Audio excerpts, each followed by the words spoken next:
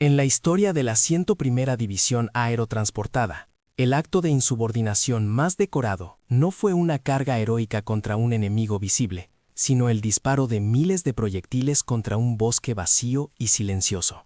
En el apogeo de la batalla de las Ardenas, un solo soldado, operando una ametralladora antiaérea, desató un infierno de fuego sobre una línea de árboles donde no se movía nada.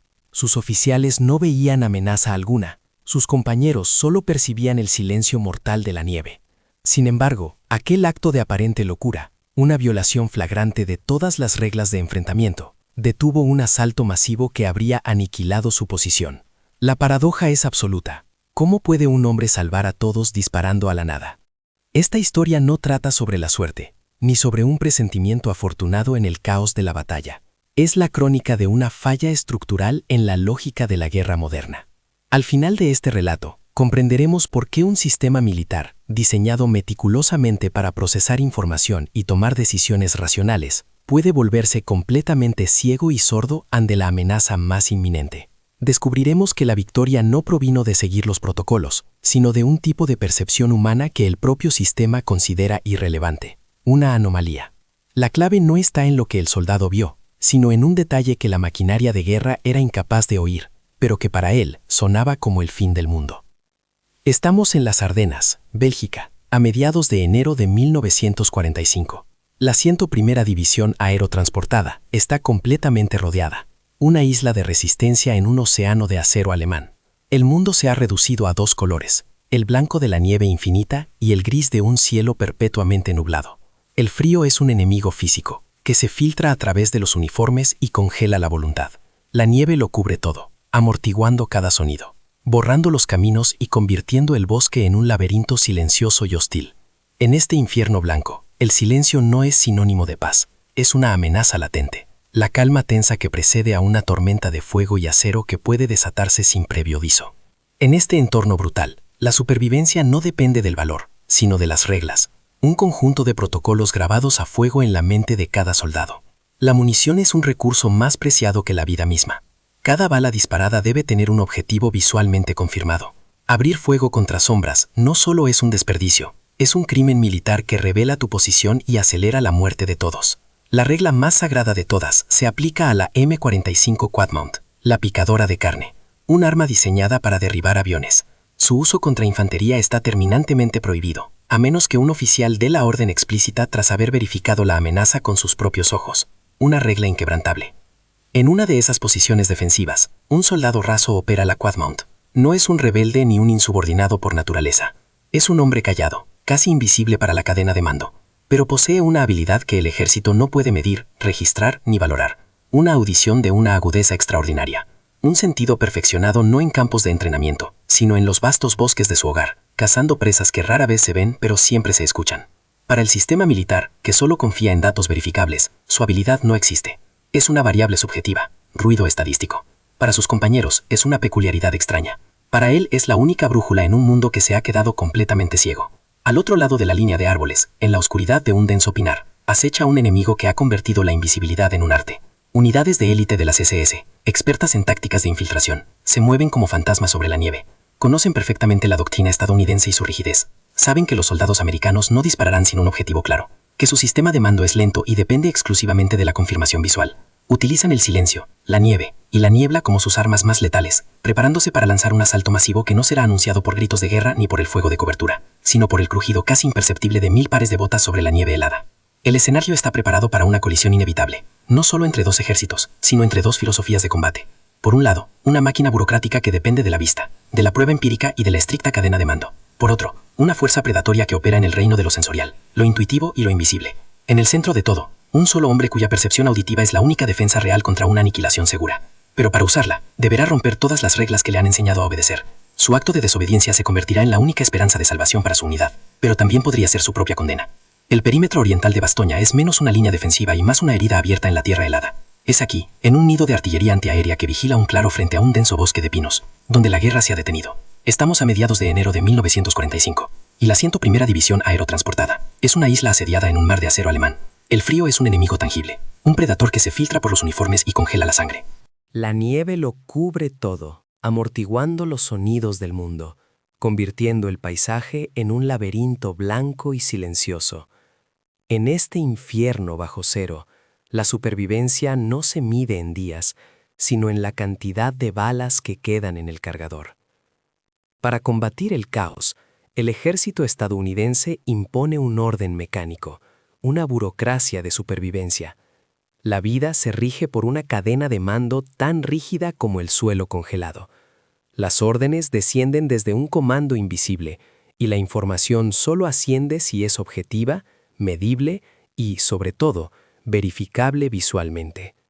El objetivo no es la victoria, sino la cohesión.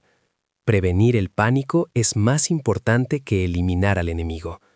En esta lógica, la intuición de un soldado es un error en el sistema, un ruido estadístico que debe ser ignorado. La máquina de guerra solo confía en lo que sus ojos pueden ver, y en la quietud de las Ardenas no se ve absolutamente nada. Este sistema se sostiene sobre un pilar de reglas inquebrantables, los protocolos de enfrentamiento.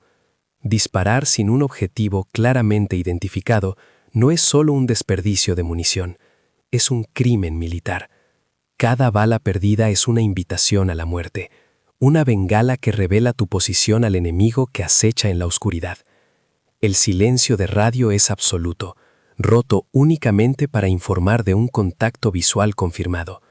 La desobediencia se castiga con una corte marcial, y en el frente, en mitad de un asedio, la pena por poner en riesgo a la unidad puede ser la ejecución. La obediencia no es una virtud, es la única ley que separa a un soldado de una tumba anónima en la nieve. En el centro de esta red de prohibiciones se encuentra la M45 Quadmount, una bestia de 4 cañones calibre .50, apodada la picadora de carne. Su doctrina de empleo es específica y terminante. Es un arma antiaérea. Su poder de fuego es tan devastador que su uso contra infantería está prohibido, salvo bajo una condición casi imposible de cumplir. Un oficial comisionado debe dar la orden directa y explícita, pero solo después de haber realizado una confirmación visual de una amenaza terrestre tan masiva que justifique desatar semejante infierno. Es una regla diseñada para prevenir masacres innecesarias y conservar munición, una salvaguarda burocrática contra el pánico en el campo de batalla. Más allá del código militar, existe una presión cultural aún más implacable. El soldado que dice sentir o presentir el peligro es visto como un cobarde, un hombre al borde del colapso nervioso. El respeto de los compañeros se gana con estoicismo, con la capacidad de aguantar el frío y el silencio sin quebrarse. Levantar una falsa alarma, disparar a las sombras, te convierte en un paria. Te ganas el apodo de gatillo fácil y pierdes la confianza de los hombres que duermen a tu lado. A partir de ese momento, te asignan los peores puestos de guardia, las misiones más suicidas.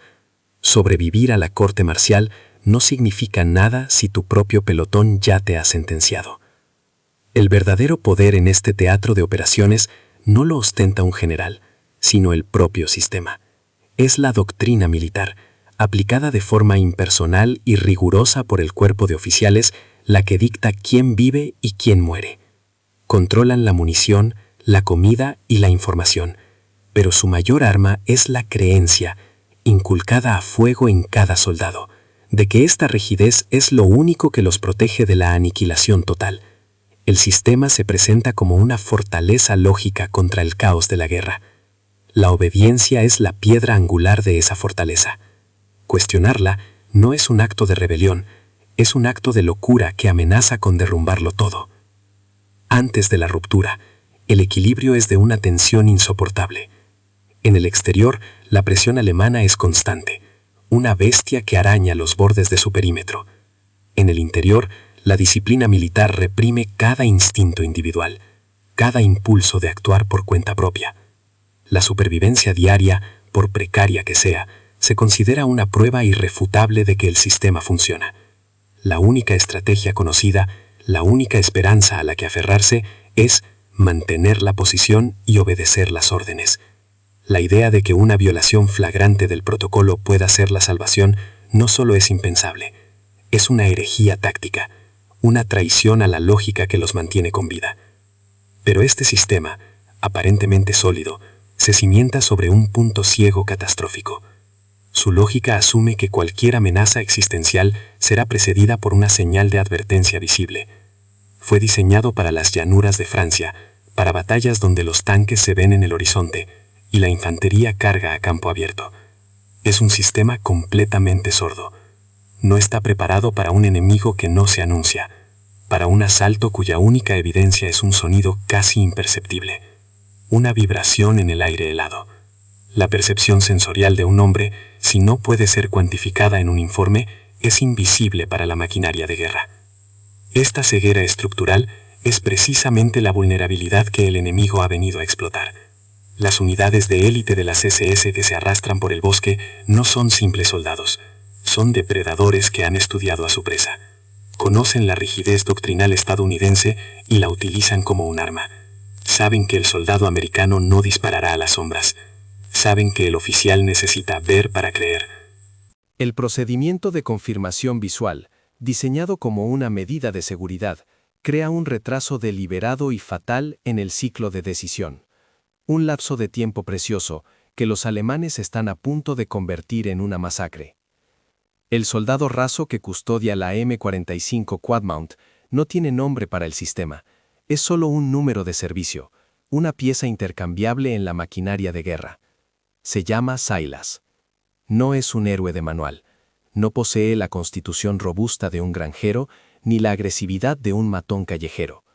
Es un hombre delgado, de movimientos lentos y mirada perdida, un fantasma dentro de un uniforme que le queda demasiado grande.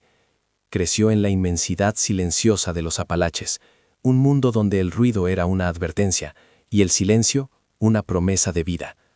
Ahora, rodeado por el estruendo metálico de la guerra y la disciplina marcial, se siente como un animal de bosque atrapado en una jaula de acero, un anacronismo viviente. Su habilidad no fue forjada en ningún campo de entrenamiento militar. Nació en los valles y bosques de Virginia Occidental, donde aprendió a cazar no con la vista, sino con el oído. Su padre le enseñó a distinguir el crujido de una rama seca bajo la pezuña de un ciervo, del sonido de la misma rama cediendo al peso de la nieve. Podía rastrear el movimiento de una presa a través de un denso follaje, guiándose únicamente por el susurro casi imperceptible de su respiración en el aire helado. Para él, el mundo no era una imagen, sino una sinfonía de información acústica.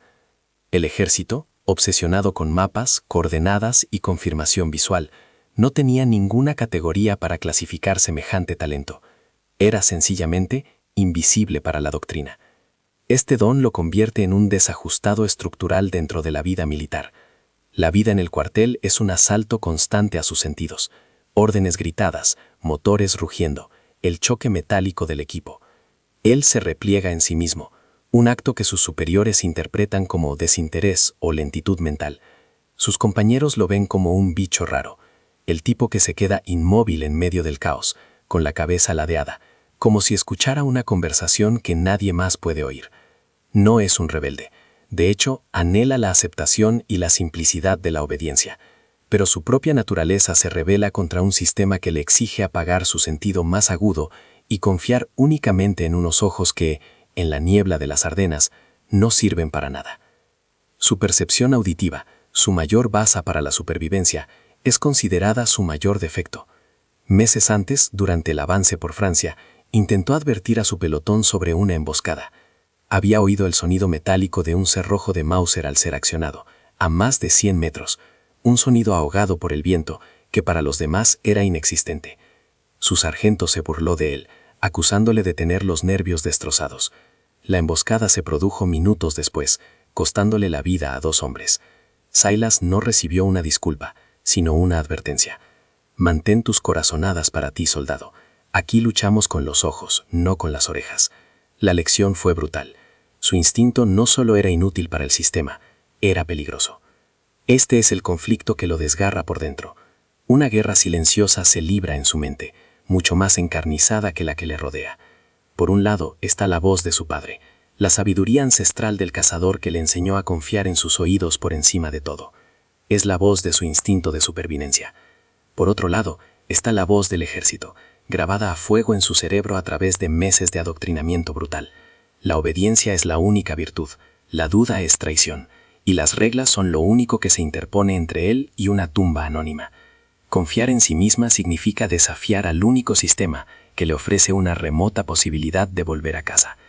La tensión se materializa en una breve conversación con el sargento a cargo de su posición.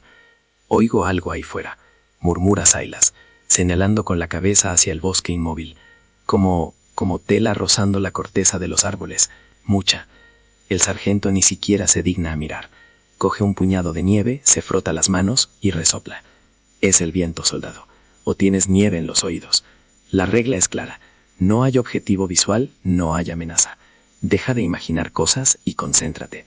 Si los alemanes atacan, los veremos venir. Así es como funciona esto.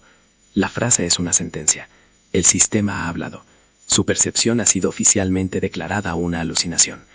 El rechazo de su superior lo aísla aún más. Sus compañeros de trinchera, que han escuchado el intercambio, ahora lo miran con una mezcla de lástima y desconfianza. Es el gatillo fácil, el cobarde que oye fantasmas en el bosque. Le dan la espalda, compartiendo en voz baja bromas sobre su supuesta locura. Silas comprende el coste de su don. Si se equivoca y abre fuego, se enfrentará a una corte marcial y al desprecio eterno de sus hombres. Pero si tiene razón y no hace nada, los verá morir a todos, sabiendo que su obediencia fue su sentencia de muerte. La soledad en ese nido de ametralladora es absoluta. Un universo de nieve, silencio y una decisión imposible. Así que se queda en su puesto, barriendo con la mirada la línea de árboles que no muestra nada, mientras sus oídos le gritan que la muerte se acerca. El mundo se ha dividido en dos realidades irreconciliables, la que el ejército le ordena ver y la que él no puede dejar de oír. El silencio del bosque ya no es una ausencia de sonido, es un rugido ensordecedor en su cabeza, una cuenta atrás que solo él percibe. El sistema le ha dado una orden clara: no hagas nada. Su instinto le da una orden opuesta: desata el infierno.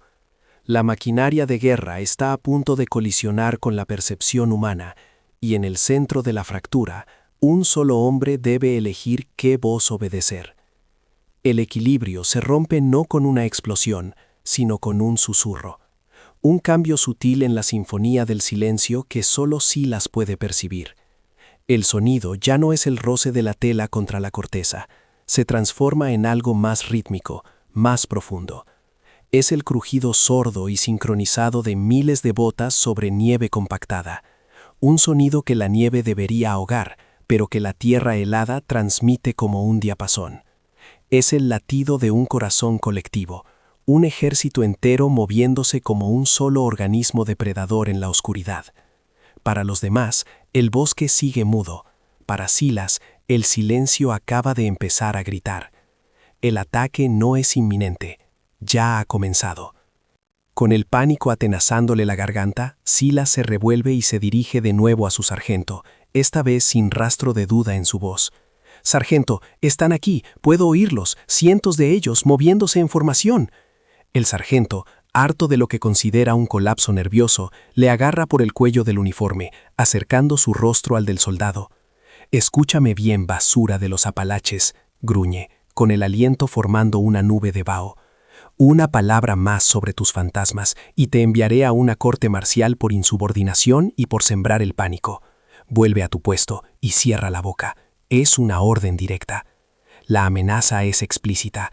El sistema no solo ignora su advertencia, la castiga activamente. Silas regresa a la Quadmount, con el corazón martillándole en el pecho. La humillación arde, pero es el miedo lo que le hiela la sangre. El sonido se intensifica, volviéndose más nítido, más detallado.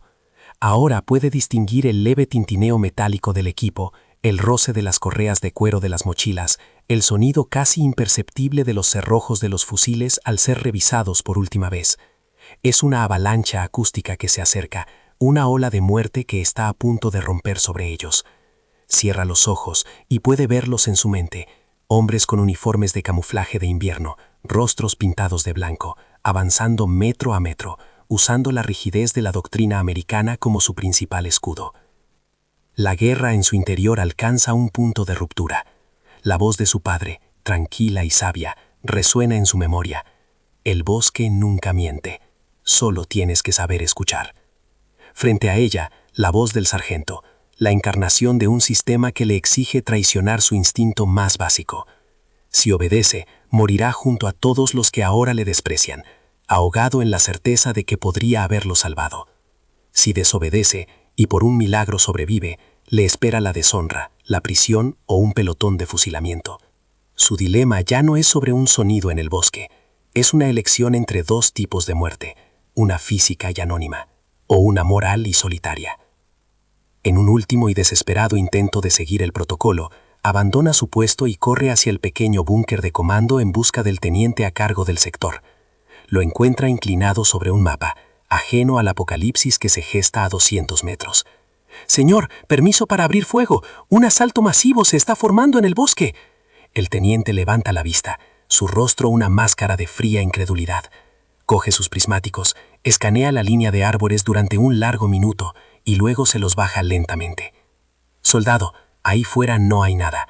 Vuelva a su puesto antes de que lo arreste por abandonar su posición y crear una falsa alarma». El sistema, en su máxima expresión, ha emitido su veredicto final. Silas se queda paralizado. Y entonces lo oye. Un nuevo sonido, distinto a todos los demás, que atraviesa el aire helado como una aguja de hielo. Es un sonido metálico, seco y multiplicado por 1000. El clic inconfundible de los cerrojos de los fusiles Mauser al ser quitados al unísono. Es la última nota de la sinfonía, la señal final. La preparación ha terminado. El siguiente sonido será el de la primera granada, el primer disparo. El tiempo para la persuasión, para la obediencia, para la duda, se ha agotado por completo. La maquinaria de guerra alemana está a punto de ponerse en marcha, y la maquinaria burocrática americana sigue ciega, sorda y completamente inútil. En ese instante, algo se rompe dentro de él. Ya no es un soldado obediente, es un cazador que protege su territorio. Da media vuelta, ignorando los gritos del teniente, y corre de vuelta a su nido de artillería. Sus movimientos ya no son los de un hombre asustado, sino los de alguien con una certeza absoluta. Se lanza sobre los controles de la M45 Quadmount, sus manos moviéndose con una memoria muscular que no sabía que poseía. Sus compañeros de trinchera le gritan, le insultan. Uno de ellos incluso levanta su rifle, apuntándole. «¿Qué demonios haces, loco? Nos vas a matar a todos». Pero Silas ya no los oye. Solo escucha al enemigo. Mientras sus dedos se aferran a los gatillos de mariposa, su mirada se cruza con la del sargento, que corre hacia él con el rostro deformado por la furia. En sus ojos no ve solo rabia, sino la traición más profunda. Para ese hombre, Silas se ha convertido en el enemigo, una amenaza interna más peligrosa que los alemanes. En ese segundo, comprende el coste total de su decisión. Ha salvado su alma al precio de convertirse en un paria, un traidor a ojos de los únicos hombres con las que cuenta en este infierno. La soledad de su acto es total. Está a punto de desatar el infierno, y lo hará completamente solo, condenado por los mismos a los que intenta salvar. Ignora los gritos, las amenazas. El mundo se encoge hasta convertirse en el visor de la ametralladora y el paisaje sonoro que solo él percibe. No apunta a un árbol concreto, ni a una sombra, apunta al epicentro del sonido, a una coordenada acústica que existe únicamente en su mente. Barre los 4 cañones de un lado a otro, trazando un arco de muerte invisible a través del bosque silencioso. Toma una última y profunda bocanada de aire helado, un ritual del cazador antes del disparo final. Ya no hay reglas, no hay sargentos, no hay ejército. Solo hay un hombre, su instinto y una marea de muerte que está a punto de ser detenida. Aprieta los gatillos. Un rugido ensordecedor desgarra el silencio de las Ardenas, un estruendo que sacude la tierra congelada. Los 4 cañones de calibre .50 escupen un torrente ininterrumpido de fuego, una manguera de proyectiles trazadores que ilumina el bosque con una luz estroboscópica y fantasmal. Miles de balas por minuto se estrellan contra la nada visible, pulverizando árboles centenarios, levantando géiseres de nieve y tierra, y esculpiendo una zona de muerte en un paisaje que, un segundo antes, parecía la imagen misma de la paz invernal. el acto de insubordinación más flagrante se ha consumado. Ahora, solo queda esperar la respuesta del bosque. De vuelta en el nido de la Quadmount, el mundo de Silas se ha fracturado en dos realidades incompatibles. Por un lado, la realidad del ejército, un bosque silencioso, un protocolo inquebrantable y la amenaza de una corte marcial. Por otro, la realidad de sus sentidos, una marea de acero y carne que se desliza por la nieve, un ejército fantasma cuya presencia es tan tangible para él como el frío que le quema los pulmones. El conflicto interno ya no es una duda, es una agonía. La voz de su sargento, representando la lógica del sistema, resuena en su cabeza. Es el viento, obedece. Pero otra voz, más antigua y profunda, la de su padre, en los bosques de los Apalaches, le susurra una verdad inmutable. El bosque nunca miente, confía en lo que oyes. La obediencia se le presenta como una forma de suicidio. Cierra los ojos y puede ver el resultado con una claridad espantosa. El primer destello de una granada de mano en la oscuridad, seguido por el grito ahogado de un centinela. Ve a sus compañeros, los mismos que ahora se burlan de él, levantándose de sus posiciones demasiado tarde, sus rostros una máscara de sorpresa y terror antes de ser destrozados por el fuego de las ametralladoras alemanas. Se ve a sí mismo, muriendo junto a ellos en la nieve ensangrentada, con la certeza amarga de que su sumisión al sistema fue la sentencia de muerte para todos. La culpa de esa inacción sería un infierno mucho peor que cualquier bala enemiga. Pero la desobediencia es un abismo igualmente aterrador. Si dispara y se equivoca, si solo era el viento o su imaginación febril, su vida ha terminado. Visualiza el juicio, la humillación de ser tildado de cobarde y loco. Se imagina el desprecio en los ojos de los supervivientes, el ostracismo, la celda de una prisión militar o, peor aún, un pelotón de fusilamiento al amanecer. Si por un milagro salva a todos, ¿quién lo creería? Sería el soldado que violó la regla más sagrada, que desperdició miles de proyectiles en un ataque de pánico. Lo convertirían en un ejemplo, un recordatorio brutal de que la iniciativa individual es un cáncer en la maquinaria militar, la supervivencia física a cambio de la aniquilación de su identidad. Es entonces cuando un nuevo sonido, nítido y definitivo, corta a través del murmullo de la amenaza. No es el roce de la tela, ni el crujido de las botas. Es un sonido metálico, seco y coordinado, multiplicado por cientos. El clic inconfundible de los seguros de los fusiles Mauser al ser desactivados al unísono. Es la nota final de una sinfonía de muerte, la señal acústica que precede al asalto inmediato. El tiempo para la duda, para la persuasión, para la obediencia, se ha evaporado. El debate en su mente se silencia. La elección ya no es entre dos futuros posibles, sino entre la acción y el olvido. La decisión no nace de un cálculo, sino de una erupción visceral. El soldado adoctrinado muere y el cazador renace. Años de entrenamiento militar, de obediencia ciega, se desvanecen en un instante, reemplazados por una vida entera dedicada a escuchar y comprender el lenguaje del bosque. Mira la M45 Quadmount y ya no ve un arma con un manual de reglas, sino la única herramienta capaz de detener a la manada de lobos que acecha en la oscuridad. Comprende con una claridad absoluta que el sistema no solo es ciego, sino que su ceguera se ha convertido en el mejor aliado del enemigo. Seguir las reglas ya no es una opción, es colaborar activamente con la masacre que está a punto de ocurrir. Se mueve. Sus acciones ya no son las de un soldado vacilante, sino las de un depredador con un propósito inquebrantable. Sus compañeros de trinchera le gritan, lo insultan, lo llaman loco. Uno de ellos, un cabo aterrorizado por las consecuencias, levanta su rifle y le apunta directamente. Silas, detente, es una orden. En ese instante, cruza un umbral invisible. Su enemigo ya no está solo en el bosque, está a su lado, en su propia trinchera, vistiendo su mismo uniforme. Para salvarlos, primero debe desafiarlos. Ignora el cañón que le apunta, su mirada fija en los controles de la picadora de carne. El camino de vuelta, el regreso a la obediencia y la normalidad acaba de cerrarse para siempre.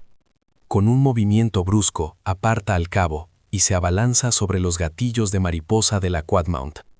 El mundo exterior se desvanece. Los gritos de su sargento, que corre hacia él con el rostro desencajado por la furia, son solo un ruido de fondo. Su universo se ha reducido a 2 elementos: el sonido del ejército enemigo preparándose para atacar y el acero frío bajo sus dedos. El conflicto interno se ha resuelto, no con una conclusión lógica, sino con un acto de fe en sí mismo. Ya no es un engranaje de la maquinaria de guerra. Es un hombre de los Apalaches. Y el bosque le acaba de decir exactamente dónde descargar el infierno. Aprieta los gatillos. Un rugido apocalíptico desgarra el silencio de las Ardenas. Un estruendo que no solo se oye, sino que se siente en los huesos y en la tierra congelada. Los 4 cañones de la M45 Quadmount vomitan un torrente ininterrumpido de fuego. Una manguera de proyectiles trazadores que ilumina el bosque con una luz estroboscópica y fantasmal. El aire se llena del olor acre de la cordita y el metal al rojo vivo. Sus compañeros se tiran al suelo, no por las balas enemigas, sino por el shock y el terror de su propio armamento desatado contra la nada. El sargento, a pocos metros, es detenido en seco por la pura conmoción sonora, su rostro una máscara de furia impotente, ante la insubordinación más flagrante que jamás haya presenciado. Durante unos segundos que se sienten como una eternidad, el infierno de Silas parece dirigido a un enemigo inexistente. Las balas trazadoras dibujan arcos incandescentes en la oscuridad, impactando contra un muro de pinos silenciosos. Los árboles centenarios estallan en una lluvia de astillas y nieve pulverizada, y géiseres de tierra helada se levantan donde los proyectiles de calibre .50 aran el suelo. Para todos los demás, es la confirmación definitiva de su locura.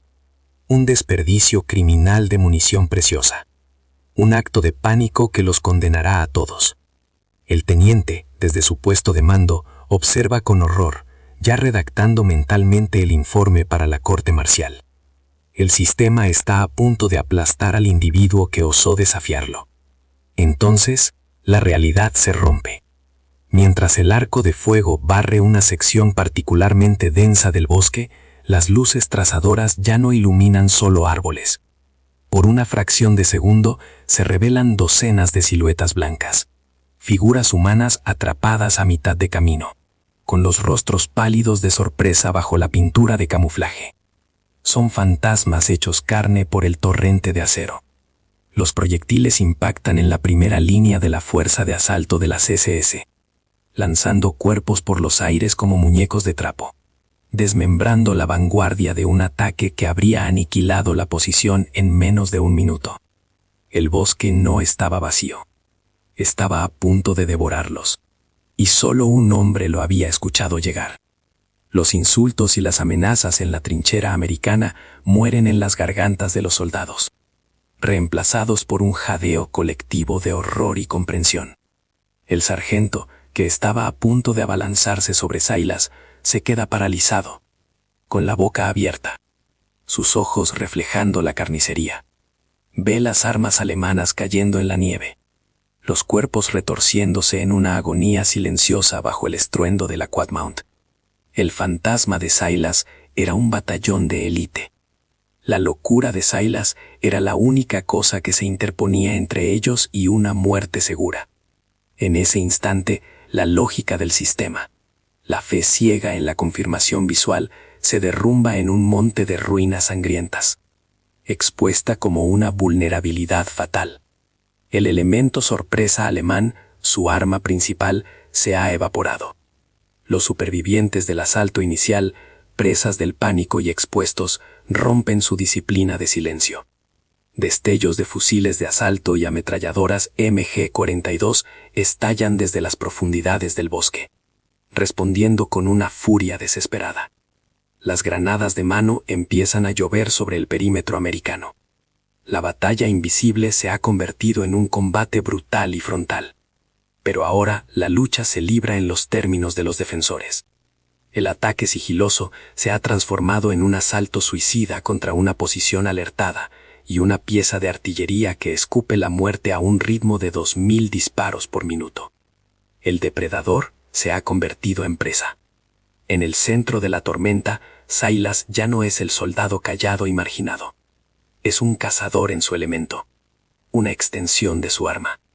No necesita ver los destellos para saber dónde apuntar. Escucha. Oye el sonido del ejército enemigo preparándose para atacar. El acero frío bajo sus dedos. El conflicto interno se ha resuelto, no con una conclusión lógica, sino con un acto de fe en sí mismo. Ya no es un engranaje de la maquinaria de guerra. Es un hombre de los Apalaches. Y el bosque le acaba de decir exactamente dónde descargar el infierno. Sus compañeros ahora no ven a un loco. Ven a un hombre que se comunica con la batalla en un lenguaje que ellos no pueden entender. Un oráculo de la muerte. Pero el precio de la salvación es brutal. Los cañones de la Quadmount brillan con un rojo cereza incandescente, al borde del colapso. Las cajas de munición se vacían a una velocidad alarmante. El retroceso sacude el cuerpo de Silas hasta el agotamiento, y el estruendo incesante es un martillo neumático contra su cráneo, amenazando con destruir el mismo don que los está salvando.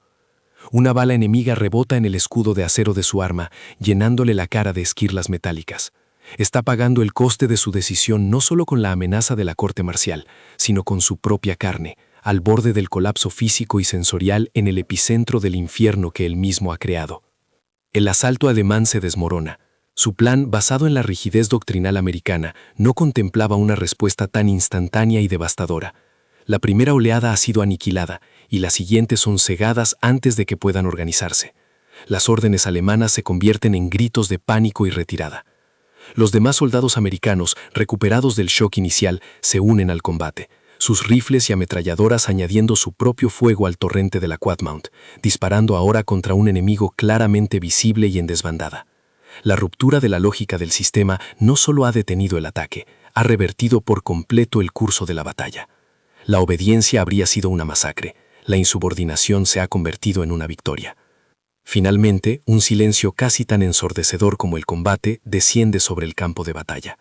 Solo se oye el crepitar de los árboles en llamas y los lejanos lamentos de los heridos en el bosque. Silas se desploma sobre los controles de la Quadmount, temblando incontrolablemente, el humo ascendiendo de los cañones sobrecalentados.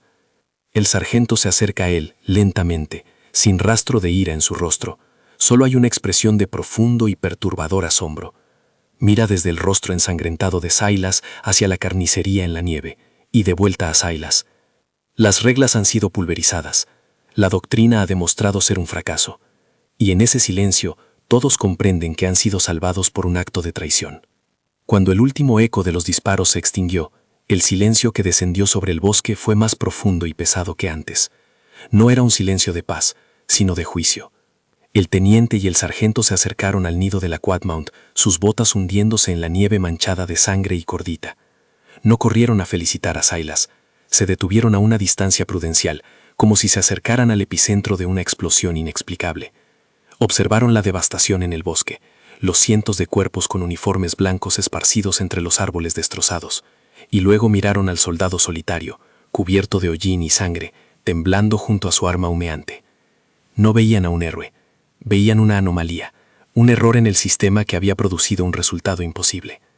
La investigación oficial fue un ejercicio de contradicción burocrática. Los informes de inteligencia confirmaron la identidad de los caídos, una unidad de élite de las SS especializada en asaltos nocturnos.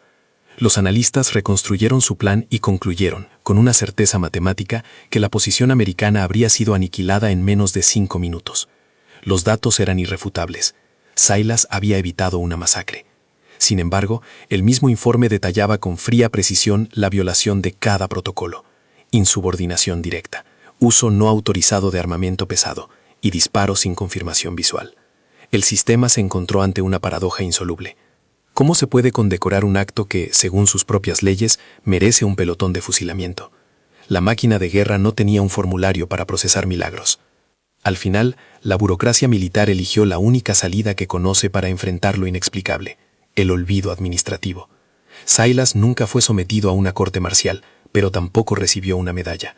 Su nombre fue borrado de los registros del sector y fue discretamente transferido a una compañía de retaguardia, lejos de los hombres cuya vida había salvado y cuya jerarquía había humillado.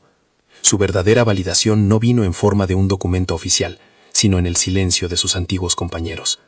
El sargento, antes de que se lo llevaran, se le acercó, le puso una mano en el hombro y solo dijo una palabra: gracias. En la mirada de aquellos hombres, Silas ya no era el loco. Era el cazador que había escuchado aullar a los lobos cuando todos los demás estaban sordos. El incidente se convirtió en una leyenda, un cuento de fantasmas susurrado en las trincheras para mantener despiertos a los centinelas. Sin embargo, no produjo ningún cambio estructural. La doctrina militar, un organismo diseñado para resistir el cambio, clasificó el evento como una anomalía estadística, un golpe de suerte irrepetible. Las reglas de enfrentamiento para la M45 Quadmount no se modificaron.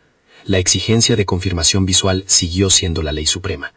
El sistema demostró ser incapaz de aprender de sus propios errores, porque hacerlo habría significado admitir su falibilidad fundamental, que su lógica, tan perfecta sobre el papel, poseía un punto ciego catastrófico. La máquina de guerra continuó su marcha, tan rígida, tan poderosa y tan sorda como siempre. Ahora, la paradoja inicial se revela en toda su claridad. El acto de disparar miles de proyectiles contra un bosque vacío no fue un acto de locura, sino el único acto de cordura en un sistema que se había vuelto locamente ciego. El bosque nunca estuvo vacío, estaba lleno de una muerte que se movía en silencio, una amenaza que el ejército no podía ver porque sus ojos solo buscaban el tipo de evidencia que sus reglas le permitían encontrar. La verdadera insubordinación no fue la de un soldado desobedeciendo una orden, sino la de un sistema entero desobedeciendo la realidad. La flagrante violación del protocolo no fue el disparo de Silas, sino la insistencia de sus superiores en confiar en un mapa mientras la tierra temblaba bajo sus pies. La lección final de esta historia trasciende la nieve ensangrentada de las Ardenas. Revela que cualquier sistema, por muy lógico y robusto que sea, no es la realidad, sino un modelo simplificado de ella. Y cuando el modelo entra en conflicto directo con los datos del mundo real, la tendencia del sistema es protegerse a sí mismo, descartando la evidencia que no puede procesar. La verdadera inteligencia, y a menudo la supervivencia misma, no reside en la obediencia ciega a un protocolo establecido. Reside en la capacidad humana de reconocer cuándo el mapa se ha vuelto inútil y es hora de confiar en el territorio. A veces, la única forma de evitar el desastre es cometer un acto de herejía: escuchar.